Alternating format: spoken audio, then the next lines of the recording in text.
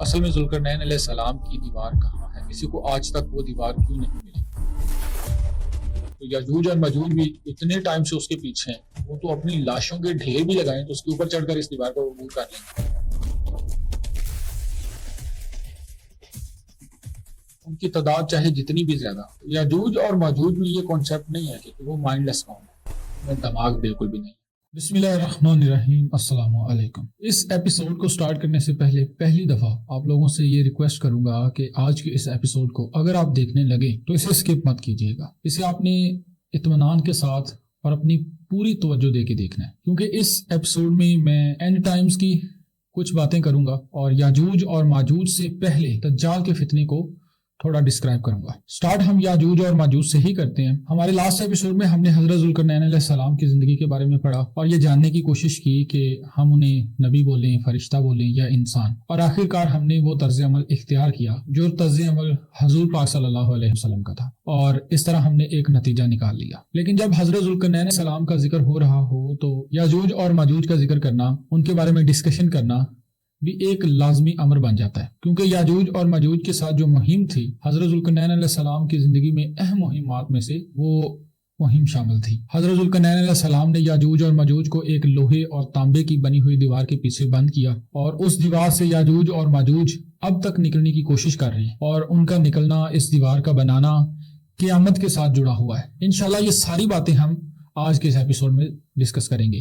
حضرت ذوالقرنین علیہ السلام نے اپنی زندگی کے آخری سفر میں شمال کی جانب ایک منزل طے کی، اور وہاں انہیں ایک ایسی قوم ملی جو کسی دوسری قوم کے تخت و تاراج کے حملوں سے پریشان تھی۔ کوئی ایک قوم آتی تھی اور انہیں تخت و تاراج کے لیے مارتی، قتل و غارت کرتی اور واپس اپنی رہائش گاہ پہنچ جاتی۔ تو جب اس قوم نے حضرت ذوالقرنین علیہ السلام سے شکایت کی کہ آپ ہمیں اس سے بچائیں، اس کے بدلے میں آپ ہم سے کوئی معاوضہ لینا چاہتے ہیں تو معاوضہ بھی لے لیں، لیکن حضرت ذوالقرنین علیہ السلام نے کہا کہ میرے پاس جو اللہ کا دیا ہوا ہے وہ کافی ہے، آپ لوگ میری جسٹ شخصی فزیکل مدد کر دو تو میں تم لوگوں اور ان کے درمیان ایک ایسی دیوار تعمیر کر دوں گا کہ جسے یہ پھلانگ کر، جسے یہ عبور کر کے، جسے یہ کراس کر کے آپ پر دوبارہ حملہ نہیں کریں گے۔ تو حضرت ذوالقرنین علیہ السلام نے ان سے کہا کہ لوہے کے تختے لے کر آؤ، ان سے وہ دیوار کی چنوائی کی اور اس کے بعد دیوار پر پگھلا ہوا تانبا ڈال دیا۔ اس طرح حضرت ذوالقرنین علیہ السلام نے یاجوج اور ماجوج کے نکلنے کی جگہ پر، ان کے خروج والی جگہ پر ایک دیوار، ایک سد تعمیر کر دی۔ اب یاجوج اور ماجوج اس دن سے لے کر اب تک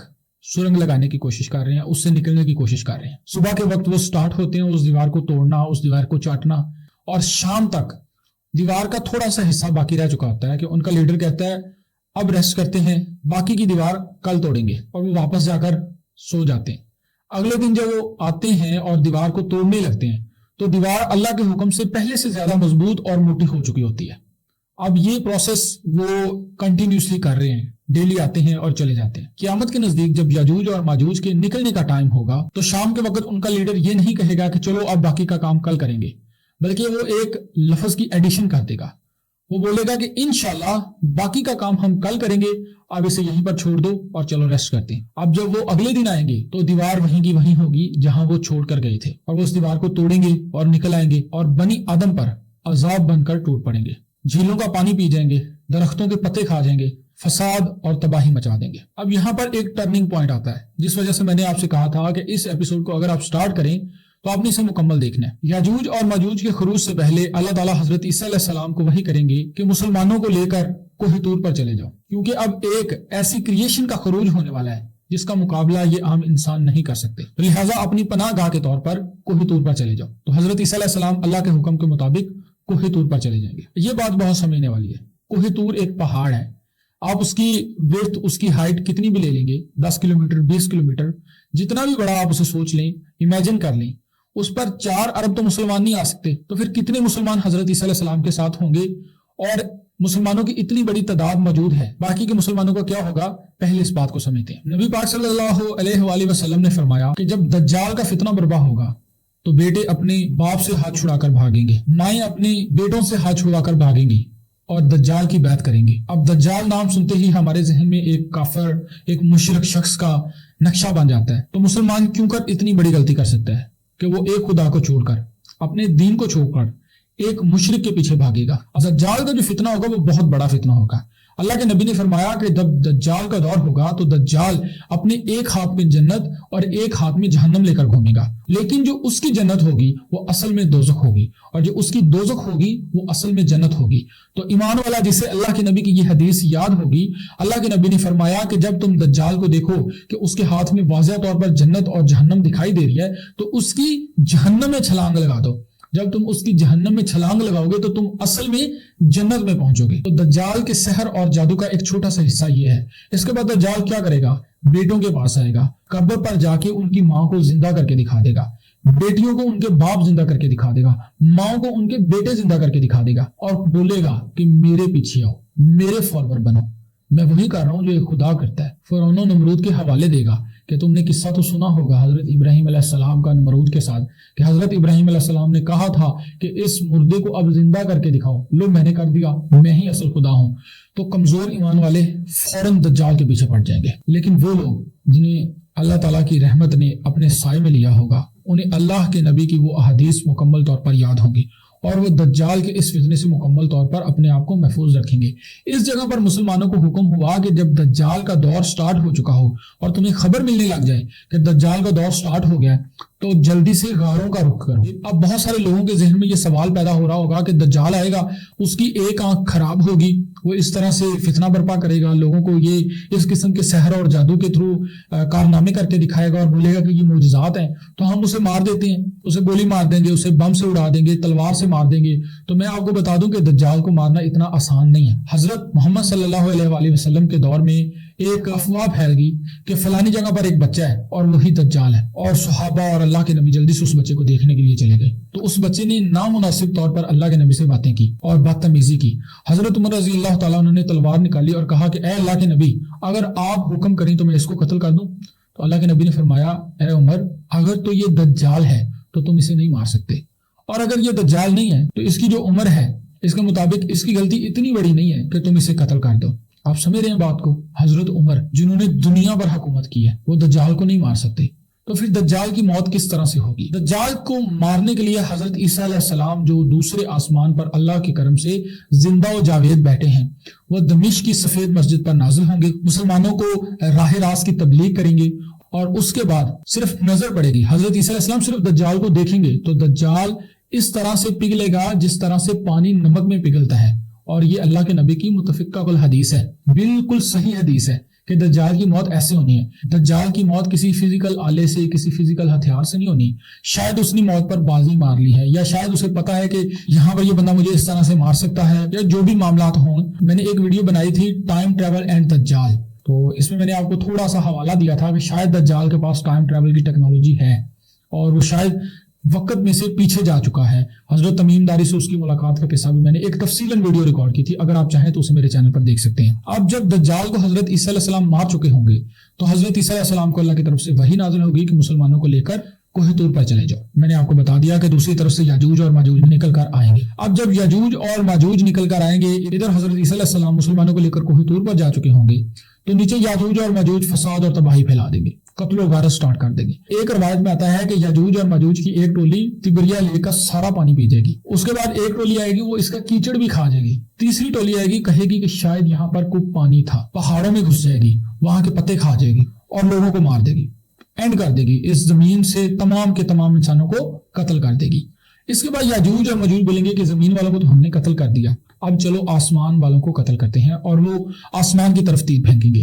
یہ وہ دوسرا پوائنٹ ہے جس وجہ سے میں نے کہا تھا کہ آپ نے اس ویڈیو کو مکمل اور تفصیل کے ساتھ دیکھنا ہے۔ دیکھیں یاجوج اور ماجوج نے کیا کہا کہ زمین والوں کو ہم نے قتل کر دیا ہے، تو مسلمان کہاں تھے؟ حضرت عیسیٰ علیہ السلام کے ساتھ کوہ طور پر، کوہ طور بھی زمین پر ہوگا، تو اس کا مطلب یاجوج اور ماجوج نے ان کو بھی قتل کر دیا؟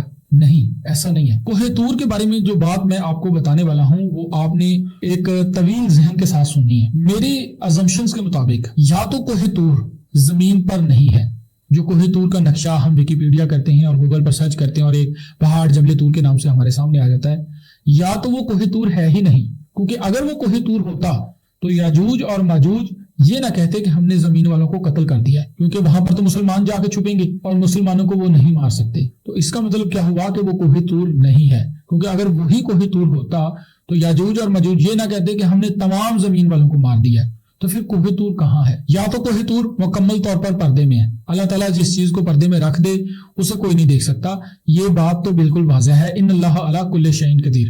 یا کوہ طور کو اللہ تعالیٰ نے جس طرح سے حضرت عیسیٰ علیہ السلام کو اٹھایا ہوا ہے آسمانوں پر، کوہ طور کو بھی آسمانوں پر اٹھا لیا ہے۔ اب کوہ طور کو آسمانوں پر اٹھا لیا، یہ بات میں کیوں کر رہا ہوں؟ یہ بات بڑی سمجھنے والی ہے کہ یاجوج اور ماجوج جب زمین پر انسانوں کو قتل کر چکے ہوں گے تو وہ بولیں گے کہ زمین والوں کو قتل کر لیا ہے، اب آسمان والوں کو قتل کرتے ہیں۔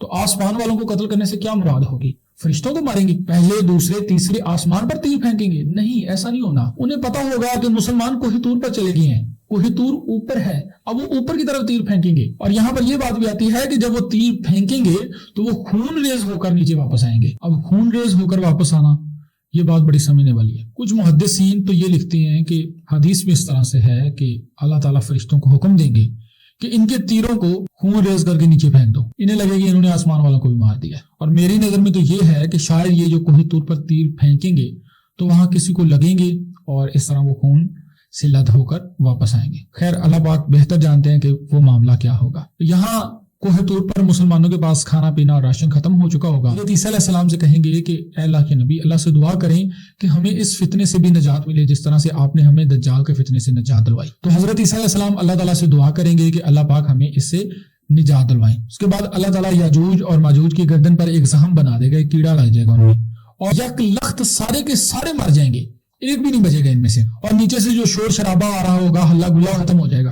تو کوہ طور پر مسلمانوں کے گروہ میں سے ایک بندہ بولے گا کہ نیچے سے آواز نہیں آ رہی، مجھے لگتا ہے وہ کہیں چلے گئے ہیں، میں نیچے جا کر دیکھ کے آتا ہوں کہ وہ کہاں چلے گئے، ان کی آواز کیوں نہیں آ رہی۔ وہ نیچے آئے گا، دیکھے گا کہ یہ سارے مرے پڑے ہیں اور پاؤں رکھنے کی جگہ بھی نہیں ہے، اتنے زیادہ ان کی لاشوں کے ڈھیر ہوں گے کہ وہاں پاؤں رکھنے کی جگہ نہیں ہے، اور بانس مار رہے ہوں گے، سمیل آ رہی ہوگی اس میں سے۔ وہ اوپر جا کر یہ سارے حالات حضرت عیسیٰ علیہ السلام کو بتائے گا، اور حضرت عیسیٰ علیہ السلام اللہ تعالیٰ سے اگین دعا کریں گے کہ اللہ پاک اب ہمیں اس سے بھی نجات دلوائے۔ تو اللہ پاک پرندوں کی ایک ایسی فوج بھیجیں گے جن کی گردنیں اونٹوں کی گردنوں کے مطابق لمبی چوڑی اور بڑی بڑی ہوں گی۔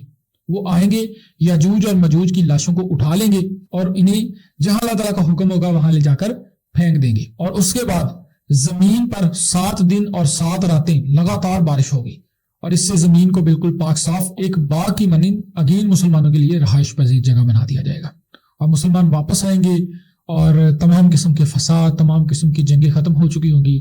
ان کے پاس جو اسلحہ ہوگا، جو بھی معاملات ہوں گے ان کے پاس اوپر، وہ ان کو پگھلا لیں گے، وہ ان سے حل بنائیں گے اور کھیتی باڑی کریں گے۔ یہ اینڈ ٹائم ہے، اینڈ ٹائم پر اس طرح سے اسلام نے پھیل جانا ہے، صرف مسلمان اور ایمان والے لوگ بچیں گے، اور آخر میں جا کے ان کا ایمان کس طرح سے دوبارہ تبدیل ہوگا یہ انشاءاللہ ہم دوبارہ کسی اور ویڈیو میں ڈسکس کریں گے، لیکن یہاں تک یہ ہے کہ وہاں صرف مسلمان بچیں گے۔ اور آج کے اس ایپیسوڈ کو یہیں پر ختم کرتے ہیں۔ آپ اپنی دعاؤں میں مجھے یاد رکھیں اور اپنا بھی خیال رکھیں۔ اللہ حافظ۔